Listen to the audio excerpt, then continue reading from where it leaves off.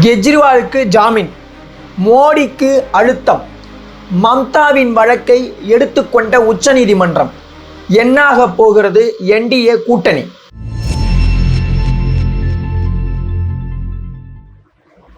அனைவருக்கும் வணக்கம். நான் உங்கள் ஐயனார். இந்த காணொலியை முழுவதுமா ஸ்கிப் பண்ணாம பாருங்க. மறக்காம உங்களுடைய கருத்துக்களை நம்முடைய கமெண்ட் செக்ஷன்ல கமெண்ட் பண்ணிடுங்க. தொடர்ந்து நம்ம ட்ரெண்டிங் தமிழ் நியூஸ் சேனலோட இணைந்திருங்கள். நம்ம சேனலை அப்படியே சப்ஸ்கிரைப் பண்ணிடுங்க. இங்க இருக்கக்கூடிய கெஜ்ரிவால் அவர்களுக்கு இப்பொழுது உச்சநீதிமன்றம் ஜாமீனை வழங்கியுள்ளது அப்படின்றது மிகப்பெரிய அளவுல பலராலும் இப்பொழுது பாராட்டப்பட்டு கொண்டே வந்து கொண்டிருக்கிறது. இன்னும் சொல்லணும் அப்படின்ட்டு பாத்தீங்கன்னா, மோடிக்கு இது மிகப்பெரிய ஒரு அழுத்தத்தை கொடுத்து வருகிறது. ஏன்னா இந்த பக்கம் கெஜ்ரிவாலுக்கு ஜாமீன், இன்னொரு பக்கம் மோடி பயன்படுத்தி கொண்டிருக்கும் இடி, சிபிஐ போன்ற அமைப்புகளுக்கு எதிராக மம்தா தொடர்ந்து இருக்கக்கூடிய வழக்கு. மம்தா என்ன வழக்கு தொடர்றாங்க அப்படின்ட்டு பாத்தீங்கன்னா, இங்க இருக்கக்கூடிய சிபிஐ அமைப்பு ஒன்றிய அரசின் கீழ் இயங்கிக் கொண்டிருக்கிறது அப்படின்ற ஒரு குற்றச்சாட்டை முன் வச்சதோடு மட்டுமல்லாது, அதை உச்சநீதிமன்றத்துல அவங்க கேஸா எடுத்துட்டு போறாங்க. இந்த கேஸை உச்சநீதிமன்றம் எடுத்துக்குமா அப்படின்ட்டு மிகப்பெரிய அளவுல பார்க்கப்பட்டது. ஏன் அப்படின்ட்டு கேட்டீங்கன்னா, அதாவது சிபிஐயா இருக்கட்டும் இல்ல இடியா இருக்கட்டும், அவங்க என்ன சொல்லிட்டு இருந்தாங்க, நாங்களாம் தன்னிச்சையாக செயல்படக்கூடிய அமைப்பு, நாங்க யாருக்கும் கீழே செயல்படல, நாங்களாதான் செயல்பட்டு இருக்கோம் அப்படின்னு தான் சொன்னாங்க. ஆனா இப்ப உச்சநீதிமன்றம் என்ன சொல்லுது, இல்ல நீங்க யாருக்கு கீழே வரீங்க, டெல்லி போலீசாரால் உருவாக்கப்பட்டது சிபிஐ.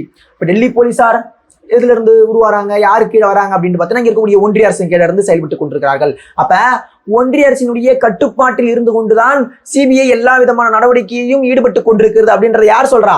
மம்தா அவர்கள் சொல்லல, ஸ்டாலின் சொல்லல, இங்க இருக்கக்கூடிய ராகுல் காந்தி சொல்லல, உச்சநீதிமன்றமே சொல்லுது. சரிங்களா? இப்போ உச்சநீதிமன்றம் இந்த கேஸ் எடுத்துக்குது, ஓகே இது பண்ணலாம் அப்படின்ட்டு. மம்தா என்ன சொல்றாங்க, சிபிஐ இங்க இருக்கக்கூடிய மாநில அரசினுடைய ஒப்புதல் வாங்கிதான் இனிமேல் கேஸ் நடத்தணும், அவங்களாம் வந்து எல்லாத்துலயும் மூக்க நுழைக்க கூடாது, ஏன் அவங்க உள்ள வராங்க அப்படின்ட்டு இப்ப கேஸ் எடுத்துட்டு போறாங்க. நாங்க எல்லா மாநிலமும் தமிழ்நாடு உட்பட இப்ப என்ன சொல்லியிருக்கு, அவங்க ஸ்டாலின் வந்தவொடனே சட்டத்தை நிறைவேற்றிட்டாரு. என்ன சொல்றாரு அவரு, அதாவது இங்க இருக்கக்கூடிய மாநில அரசிடம் ஒப்புதல் வாங்கிதான் நீங்க எதா இருந்தாலும் கேஸ் நடத்தணும், உள்ள வரணும், நீங்க மாட்டும் கட்டட்டு நாங்க எந்த கேஸ் வேணாலும் எடுத்துப்போம், நாங்க எதுல வேணாலும் மூக்க நுழைப்போம் அப்படின்ட்டு வர முடியாது அப்படின்றத அனைத்து மாநிலமும் சொல்லி வச்சிருக்கு. இப்ப மம்தா என்ன சொல்றாங்க, அவருடைய பர்சனலா அவங்க அட்டாக் ஆயிருக்காங்க. அங்க நீங்க எல்லா கேஸ்லயும் போயிட்டு அந்த இடத்த அழுத்தம் கொடுக்குறீங்க, அவருடைய அமைச்சர்களுக்கா இருக்கட்டும், அவருடைய எம்எல்ஏக்கா இருக்கட்டும். இப்ப இதன் அடிப்படையில் உச்சநீதிமன்றத்தை நாடும்பொழுது உச்சநீதிமன்றம் அதற்கு தகுந்த வரவேற்பை வழங்கியுள்ளது. ஓகே வாங்க கேஸ் எடுத்து விசாரிக்கலாம் அப்படின்ட்டு சொல்லியிருக்காங்க. இதுவே மோடிக்கு மிகப்பெரிய ஒரு அடிதான். ஐயோ என்னடா அவங்களாதான் செயல்படுறாங்க அப்படின்னு சொல்லி இருந்தோம், எல்லாமே நமக்கு கீழே வருதுன்னு தெரிய போதே அப்படின்ற ஒரு மிக முக்கியமான பயத்தை இப்போது கொடுத்திருக்கிறோம். அதே நேரத்துல கெஜ்ரிவாலினுடைய ஜாமீன், கெஜ்ரிவாலுக்கு உச்சநீதிமன்றம் சஞ்சீவ் கண்ணா தலைமையிலான அமர்வு இங்க இருக்கக்கூடிய ஜாமீனை வழங்கியுள்ளது. ஜாமீன் வழங்கினாலும் கெஜ்ரிவால் உள்ளதா இருக்கார். எப்படா ஜாமீன் வழங்கின பிறகு உள்ள இருக்கார் அப்படின்ட்டு கேட்டீங்கன்னா, கெஜ்ரிவால் மீது அமலாக்கத்துறை மட்டுமல்ல இங்க இருக்கக்கூடிய சிபிஐயும் வழக்கு பதிவு செய்துள்ளது. இப்ப இந்த சிபிஐ வழக்கு எப்ப பதிவாகுது அப்படின்ட்டு பாத்தீங்கன்னா, மார்ச் மாசம் அமலாக்கத்துறை மதுபான கொள்கை வழக்குல இவர் கைது செய்யறாங்க. ஏற்கனவே துணை முதல்வர் மனுஷ் சிசோடியாவை கைது செஞ்சு அவங்க வச்சிருந்தாங்க. அதனை தொடர்ந்து இதுல கெஜ்ரிவாலுக்கும் சம்பந்தம் இருக்குன்னு சொல்றாங்க. எப்ப நீங்க நல்லா யோசிச்சு பாத்தீங்கன்னா தெரியும், 1.5 வருஷத்துக்கு முன்னாடி இந்த குற்றச்சாட்டு சுமத்தப்படுகிறது. ஆனால் நாடாளுமன்ற தேர்தலுக்கு முன்பு கெஜ்ரிவால் கைது செய்யப்படுகிறார். இதுவே மிகப்பெரிய விமர்சனத்துக்கு உட்பட்டது. ஏங்க ஒரு மாநிலத்தினுடைய முதலமைச்சராக இருந்து கொண்டிருக்கிறாரு, ஒரு நாடாளுமன்ற தேர்தல் வருது, மிகப்பெரிய அளவுல பிரச்சாரத்தில் ஈடுபடணும், தேர்தல் பரப்புரையில் ஈடுபடணும், கட்சி எந்த அளவுக்கு சுழன்று கொண்டிருக்கும், ஆனா நீங்க தூக்கி உள்ள வைக்கிறீங்க, ஏன்னா இதுல நியாயம் கேட்டாங்க. ஆனா நீங்க என்ன பண்ணீங்க, இல்ல எங்களுக்கு எல்லா விதமான அதிகாரமும் இருந்து கொண்டிருக்கிறது, நாங்க யாரை வேணாலும் கைது சொல்லலாம், எப்ப வேணாலும் கைது செய்யலாம், எத்தனை நாள் வேணாலும் உள்ள வச்சிருக்கலாம், யார் சொன்னா? இங்க இருக்கக்கூடிய இடி சொல்லி கொண்டிருந்தது, தொடர்ந்து சொல்லிட்டு இருந்துச்சு. இப்ப அதுக்கு முட்டுக்கட்ட போற மாதிரிதான், நீங்க எப்பனாலும் கைது பண்ணலாம், யாருனாலும் கைது பண்ணலாம், இவ்வளவு நேரம் வச்சுக்கலாம்னு சொன்னீங்கல்ல, இனிமேல் அது முடியாது. ஜாமீனே உங்களுக்கு வழங்கப்படாது, பிஎம்எல்ஏ ஆக்டின் கீழே, சட்டப்பிரிவு 19 கீழே அப்படின்ட்டு சொன்னாங்கல்ல. ஆனா இன்று உச்சநீதிமன்றம் என்ன சொல்லுது, போயிட்டு வாங்க ஜாமீன் உங்களுக்கு இடி கீழே அப்படின்னு சொல்றாங்க.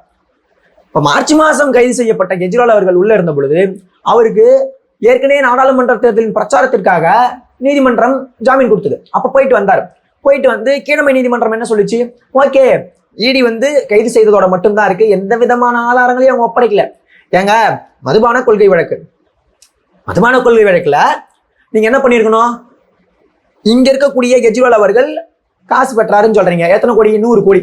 அதை என்ன பண்ணாரு, கோவா தேர்தல்ல பரப்புரையின் போது செலவிட்டார், இதுதான் குற்றச்சாட்டு. அதுக்கான ஆதாரம் எங்க, யார்கிட்ட இருந்து வந்துச்சு, எப்படி வந்துச்சு, எப்படி அது செலவழிக்கப்பட்டது, எப்படி மக்களோட மக்களா போச்சு, எதனா ஒண்ணு நீங்க ஒன்னாலும் சொல்ல முடியுதான்னு கேட்டா எதுவுமே இல்லை, எதுவுமே இல்லை. ஆனா ஒரு ஆள் வந்து சாட்சின்னு கொண்டு வரப்படுகிறார். அவர் என்ன சொல்றாரு, இங்க இருக்கக்கூடிய விஜய் அவர்கள் எங்க முன்னாடியே பேசிட்டு இருந்தாரு. யாருன்னா ஒருத்தவர் இந்த மாதிரி ஒரு விஷயத்த நார்மலா இருக்கக்கூடிய மக்களுக்கு முன்னாடி பேசுவாரா? அப்படி ஒருத்தவங்க ஒரு நார்மலா யோசிக்கும் போதே தெரியுது இல்ல, நான் ஒரு கொள்ளை சம்பவத்தில் ஈடுபட போறேன், நான் ஒரு ஊழல் சம்பவத்தில் ஈடுபட போறேன்னா அதை 4 பேர் வச்சு நான் பேசுவேன்னா.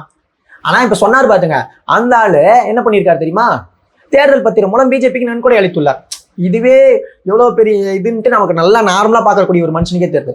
இருந்த போதும் போதுமான ஆதாரங்கள் இல்லை, அவங்க கிட்ட எந்த ஆதாரமும் இல்லை. அதை தவிர்த்து இப்ப கீழமை நீதிமன்றம் கெஜ்ரிவாலுக்கு ஜாமீன் கொடுக்குறாங்க. உடனே உயர் நீதிமன்றம் அதனை தடுத்து நிறுத்துது, நீங்க ஜாமீன் கொடுக்க கூடாது. ஏன் ஏன் கொடுக்க கூடாது? ஏன்னா உயர் நீதிமன்றத்தினுடைய நீதிபதியா இருக்காருல்ல, அவருடைய சகோதரர் அமலாக்கத்துறையில ஒரு பொறுப்புல இருக்காரு அப்படின்ட்டு சொல்லப்பட்டது, விமர்சிக்கப்பட்டது. இந்த வயர் அந்த கட்டுரை எழுதுறாங்க. அப்ப என்ன ஆகுது, நீங்க ஒண்ணுமே பண்ணல. இந்த கேஸ்ல அவரு தலையிட்டு இருக்க கூடாது, தலையிட்டு ஜாமீனை நிறுத்தி வைக்கிறாரு. நிறுத்தி வச்சதோட மட்டும் இல்ல, சிபிஐயும் இதில் நுழையலாம் அப்படின்ட்டு சொல்றாரு. அதனால் வரைக்கும் அமலாக்கத்துறை மட்டும்தான் இருந்துச்சு. அமலாக்கத்துறையினுடைய வேலை என்ன, மணி லாண்டரி, சட்டவிரோத பண பரிவர்த்தனை தடை சட்டத்தின் மூலமா இந்த பிஎம்எல்ஏ, அதான் தமிழனுடைய அர்த்தம். இப்ப இதுல ஈடுபடுறதுக்கு சரி பிஎம்எல்ஏ நீங்க வரீங்க ஓகே, இடி வரீங்க ஓகே, சிபிஐ ஏன் வராங்க, இல்ல எங்களுக்கும் இதுல வந்து மிக முக்கியமான விசாரணைகள் மேற்கொள்ள வேண்டியிருக்கு அப்படின்ட்டு அதுக்கும் அனுமதி அளிக்குது. யாரு, உயர் நீதிமன்றம் அனுமதி அளிக்குது.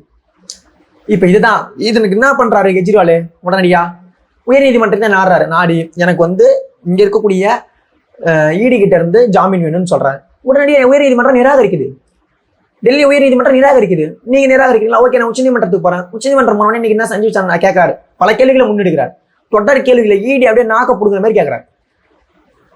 கைது பண்ணீங்க, ஆதாரம் இருக்கா, ஆதாரம் இல்லை, சரி ஓகே, ஆதாரத்திற்கான முகாந்திரம் என்ன, இப்ப நீங்க அவரை கைது செஞ்சிருக்கணும், ஜாமீன் கொடுக்க கூடாதுன்றதுக்கான முகாந்திரம் என்ன இருக்கு அப்படின்னு கேட்டா, நாங்க அவரை விசாரிக்கணும், விசாரிப்பதற்காக அவர் எங்களுடைய கஸ்டடியில் இருக்கணும் அப்படின்ட்டு இடி சொல்லுது. ஒரு தவிர விசாரணை பண்றதுமே நீங்க எத்தனை நாள் கஸ்டடியில் வச்சிருப்பீங்க? ஏற்கனவே 90 நாள் இருந்திருக்காரு. மார்ச் மாதம் கைது செய்யப்பட்டவர், இன்னைக்கு என்ன ஜூலை, ஏன் இத்தனை நாள் ஒருத்தரை வச்சிட்டு இருக்கீங்க அப்படின்ட்டு கேட்கறாங்க. விசாரணைக்காக மட்டுமே ஒருவரை கைது செய்து வைத்திருக்க முடியாது அப்படின்றது அவனுடைய வாதமாக இருந்து கொண்டிருக்கு. அப்ப நீங்க என்ன பண்ணணும், அவரு ஒரு மாநிலத்துடைய முதலமைச்சராக இருந்து கொண்டிருக்கார். மக்கள் பணிகள் அதிகமா இருக்கும், ஆனா அதை தடுக்கக்கூடிய வேலைகளை நீங்க செஞ்சுட்டு இருக்கீங்க. எந்த நியாயம்? என்ன சொல்றீங்க, கெஜ்ரிவாலை முதல்வர் பதவியிலிருந்து விலகணும்னு சொன்னீங்க, அதுக்கான அதிகாரம் எங்க கிட்ட இல்லை, அதை அவங்க பார்த்துப்பாங்க. இப்போ உச்சநீதிமன்றத்தினுடைய நீதிபதிகள் கடுமையா சொல்லியிருக்காங்க இடிக்கு. இப்ப அடுத்தபடியா கெஜ்ரிவால் அவர்கள் முன்னெடுத்து இருக்கிறது என்ன அப்படின்ட்டு பாத்தீங்கன்னா, மறுபடியும் சிபிஐக்கு எதிராக ஜாமீன் வழங்க வேண்டும் அப்படின்ட்டு உயர் நீதிமன்றத்தை மனு தாக்கல் செஞ்சிருக்காரு. வர ஜூலை 17ஆம் தேதி அது விசாரணைக்கார உள்ளது. அதுல ஒருவேளை உயர் நீதிமன்றம் ஏற்கனவே அவங்க ஈடிக்கே கொடுக்கல ஜாமீன், சிபிஐக்கும் கொடுக்கலன்னா உச்சநீதிமன்றத்தை மறுபடியும் நாட போறாரு. உச்சநீதிமன்றம் ஜாமீன் கொடுத்ததுன்னா கெஜ்ரிவாலுடைய விடுதலை என்பது ஆகிவிடும். பணம் பிஜேபி என்ன சொல்லுது, ஜாமீன்ல தான் வந்து கெஜ்ரிவால் விடுதலை ஆயிருக்காரு, நீ அவர் வந்து ஒட்டுமொத்தமா விடுதலை ஆகல, அவர் மேல இன்னும் கேஸ் போட்டு கொண்டிருக்கிறோம், கேஸ் ஓடிட்டு இருக்கு அப்படின்ட்டு சொல்றாங்க. கேஸ் ஓடிட்டு இருக்குங்க, ஆதாரம் இல்லைன்ட்டு நீதிமன்றம் நீதிபதிகள் சொல்றாங்க. அப்ப எதனுடைய அடிப்படையில ஒரு மாநிலத்தினுடைய முதலமைச்சர் நீங்க கைது செய்து வச்சிருக்கீங்க? அப்ப பிஜேபியினுடைய ஒடுக்குமுறை எந்த அளவுக்கு இருக்கு?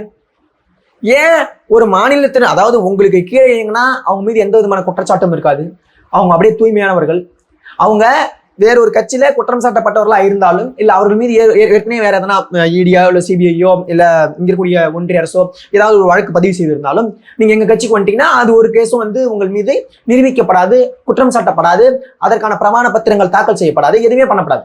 எப்படி அது? ஆனா உங்களுக்கு எதிராக செயல்பட்டால் அது எந்த ஒரு கட்சியா இருந்தாலும் அவர்கள் மீது எல்லா விதமான கேஸும் போடப்படும், எல்லாமே பண்ணுவீங்க. இப்ப எதன் காரணமா அப்படின்ற கேள்வி இருந்து கொண்டிருக்கிறதுல தொடர் கேள்விகள்ல. ஆனா இதெல்லாம் தாண்டி நீதினு ஒண்ணு இருக்குல்ல, நேர்மன்னு ஒண்ணு இருக்குல்ல, அதன் அடிப்படையில் தானே ஜார்க்கண்டினுடைய முதலமைச்சர் ஹேமந்த் சோரன் விடுதலை ஆனாரு. ஹேமந்த் சோரன் மீது என்ன வழக்கு? அவர் வந்து 8 ஏக்கர் நிலத்தை பறிச்சு வச்சுக்கிட்டாரு. அது மட்டும் இவங்க சொல்லல, அவங்க கொடுத்த ஆதாரம் என்ன தெரியுமா, அவரு வயதுக்குல இவருடைய வீட்டுல டிவி இருக்கு, ஒரு மாநிலத்தினுடைய முதலமைச்சர் அவர் வீட்டுல டிவி இருக்கு, அவர் வீட்டை வாஷிங் மிஷின் இருக்கு, அவர் வீட்டை ஃப்ரிட்ஜ் இருக்கு அப்படின்ட்டு சொல்றாங்க. அவர் ஒரு பழங்குடியின தலைவரா இருக்கிறதின் காரணமா அவர் வீட்டு டிவி கூட இருக்கக்கூடாதா, அவர்கிட்ட ஃப்ரிட்ஜ் கூட இருக்கக்கூடாதா? அப்ப எந்த அளவுக்கு உங்க புத்தி இருக்கு, எந்த அளவுக்கு நீங்க பாக்குறீங்க அதை? இது என்ன மாதிரியான ஒரு அரசியல்?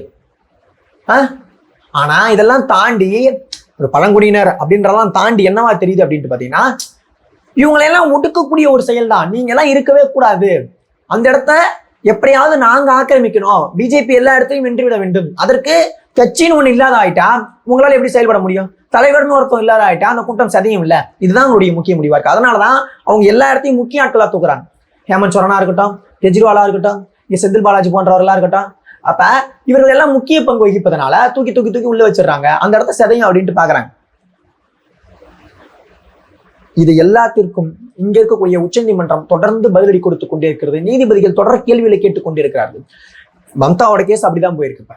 இந்த கேஸும் அப்படிதான். இதனை தொடர்ந்து செந்தில் பாலாஜி கேஸ்லயே மிகப்பெரிய அளவுல மாற்றங்கள் ஏற்படும் அப்படின்ட்டு பார்க்கப்படுகிறது.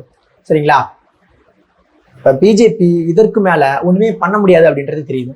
அவங்க ஏற்கனவே தனிப்பெரும்பான்மையோட இருந்தாங்க 10 வருஷம். ஓகே, மோடி சொல்வதையோ இல்லை யார் சொல்றதையோ கேட்டுட்டு சிபிஐயோ அமலாக்கத்துறையோ இது பண்ணிட்டு இருந்துச்சு. இன்னைக்கு மோடி அவர்கள் எல்லா விஷயத்தையும் தன்னிச்சா முடிவெடுக்க முடியாது. அது மோடி அவர்கள் எடுத்தா இங்க இருக்கக்கூடிய கூட்டணி கட்சிகளுக்கு பல்வேறு இடங்கள்ல பல்வேறு மாநிலங்கள்ல அழுத்தம் ஏற்படும். அது நாயுடுக்கு அழுத்தம் ஏற்படலாம், இல்ல பீகார்ல நிதிஷுக்கு ஏற்படலாம், சிராஜ் பஸ்வானிக்கு ஏற்படலாம், குமாரசாமிக்கு ஏற்படலாம், பல்வேறு நபர்களுக்கு ஏற்படலாம். அப்ப இதனால யார் யார் பாதிக்கப்படுவா? அந்தந்த மாநிலத்தில் இருக்கக்கூடிய கூட்டணி கட்சிகள் பாதிக்கப்படும். குற்றச்சாட்டை முன்வைக்கும் போது என்ன சொல்லுவாங்க? இவங்கலாம் மோடிக்கு அழுத்தம் கொடுப்பாங்க. கன்ஃபார்ம் சத்த நேரம் சும்மாராம்பா, எதுவும் பண்ணாதராம்பா, ஏன்பா அப்படி பண்ணிட்டு இருக்கா அப்படின்ட்டு. இவங்க சொன்னா அவர் கேட்டாகணுமான கேட்டாகணும். ஏன்னா ஆதரவு இவங்க கிட்ட இருக்கு. அப்ப ஒட்டுமொத்த சிக்கலில் இப்பொழுது மோடி அவர்கள் மாட்டிக்கொண்டுள்ளார் அப்படின்றத தெளிவா காண முடியுது. இல்ல மோடி அவர்கள் கடந்த 10 ஆண்டு போல தான் ஆட்சி செய்து கொண்டிருக்காரு அப்படின்னு நம்ம நினைச்சிட்டு இருந்தோம்னா அது இன்னும் கொஞ்ச நாளுக்கு தான். அதன் பின்பு ஒவ்வொன்றாக வெடிக்க ஆரம்பிக்கும், பூதாகரமாக வெளிவரும் அப்படின்றத நம்மளால பார்க்க முடியும். உங்களுடைய கருத்துக்கள் இது தொடர்பா என்னவா இருக்கு அப்படின்றத நம்மளுடைய கமெண்ட் செக்ஷன்ல கமெண்ட் பண்ணுங்க.